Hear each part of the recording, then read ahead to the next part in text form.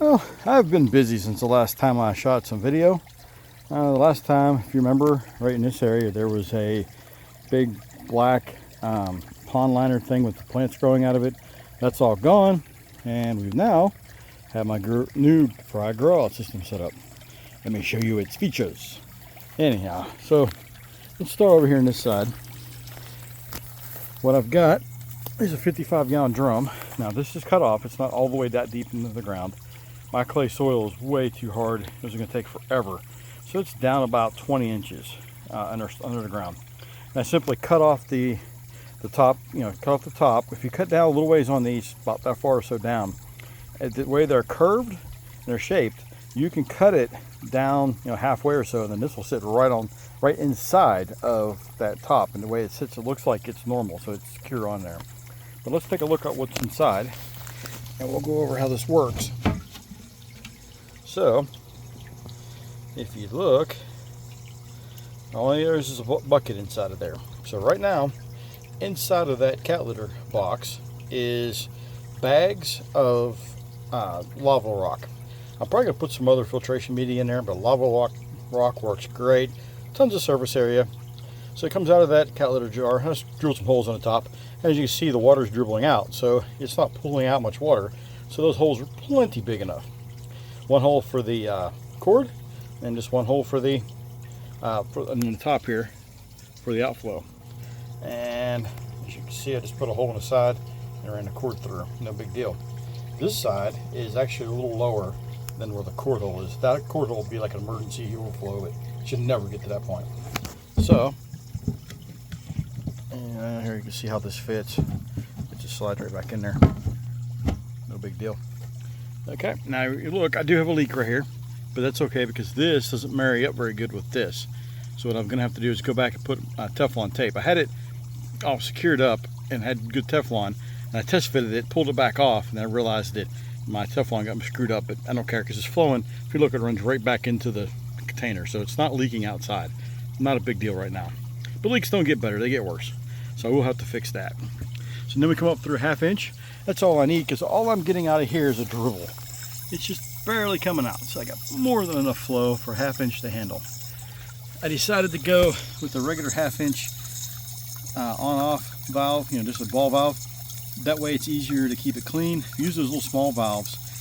They get plugged up easy with any kind of algae or anything. So much better to go with a bigger valve. It doesn't cost that much. It's easier to adjust anyhow. And if they get jammed up, you simply just open and close them real quick and it'll flush anything out. But I haven't had that problem. This is like foreseeing problems. So let's take a look inside of these. Let's go over here.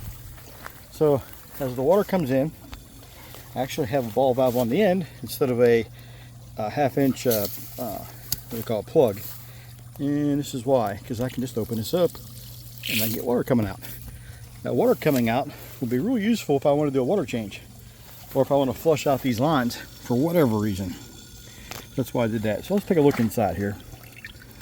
So, it's going to be too hard to tell probably, but what I've got going on here is this goes down to the bottom, and this has got a bulkhead fitting. I made my own bulkhead fittings. This is the conduit, 1/2 inch conduit, plastic threads.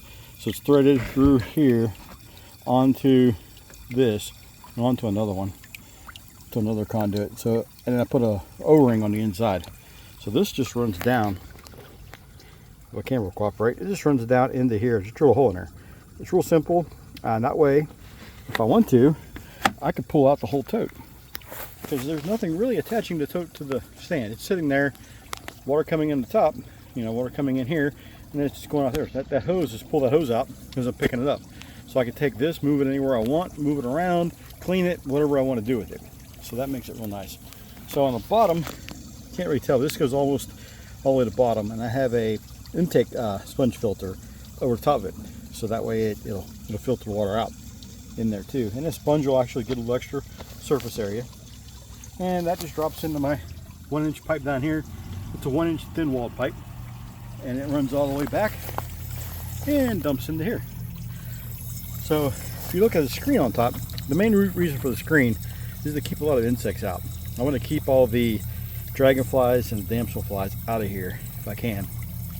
So as you can see, I put a couple of the spawning mops in here. But check this out. On this side, we've got, I pulled all but 2 out of here. Now I just lifted these out a minute ago to show you how many eggs I'm getting. There's only 6 rice fish in this tub, but man, I don't know, hopefully the camera's picking this up, but I have got a ton of eggs.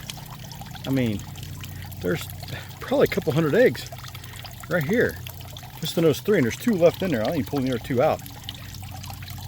But look, that's been in here for about a week and a half, maybe 2 weeks, and they just keep laying eggs. They're not seeming to be eating the eggs, which is great. So all I'll do is transfer this over to here and drop them in. Let me see if I can do this with one hand. Yep. Pull these in, drop them in. I'm gonna have to play around to see if that much flow is gonna be a problem or not. I don't think so. I'm also gonna put some plants in here, probably guppy grass or hornwort in here. That way it'll bust up the flow and have some place for the fry to kind of hang out at, you know, dip into. So thank you for joining me, and if you have any questions, please leave them in the comments below. Oh yeah, if you notice, I only have 1 row. This will be pretty easy to add on another row. All I've got to do is put a T here, come up and go across the bottom like I did down there, and then tee this off too, go across for all 3 layers. So this will get 3 layers high. So pretty cool. Have any questions, let me know.